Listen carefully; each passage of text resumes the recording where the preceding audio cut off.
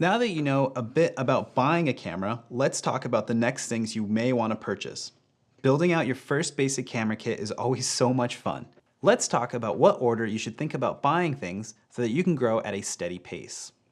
Start with the camera body. Obviously, you can't go anywhere without the camera first. Often, when you buy a camera, the store or online store will throw in a kit lens, memory cards, bags, cleaning tools. If you can take advantage of this stuff, it'll always come in handy later. If your camera comes with a kit lens, often something like an 18 to 50 or mid-range zoom that has an aperture that opens up to probably an f4, this kit will be fine to get started with. Then you just need to make sure you have enough memory, an appropriate size SD card for the camera for the amount that you will be shooting. Next is batteries. Most cameras often come with one battery.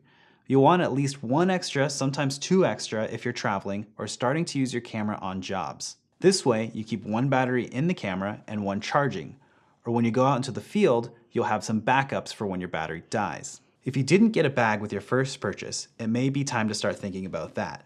Bags can be underrated, but it's a great way to keep all your stuff together once you start collecting all your accessories. We'll talk more about that in lessons ahead.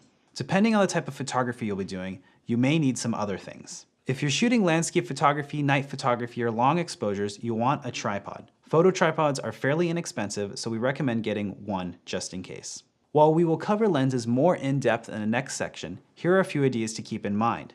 If you're shooting portraits and photos of people, it might be time to look into getting a better lens than the kit lens.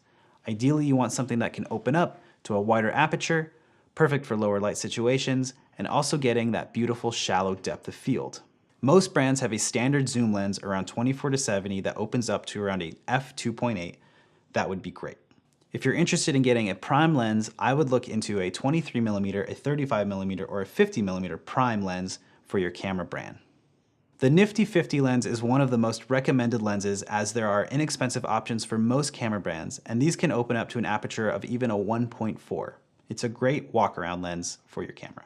From here, it's really up to you. Start to accessorize. Maybe find a strap you really like. Think about alternative lenses. Start looking into basic filters. Start looking into other photographers whose style you like and see what they use to shoot. And in the next few sections, we'll be covering these options in more depth. Thanks for watching, and we hope that you enjoyed looking into how to buy a camera.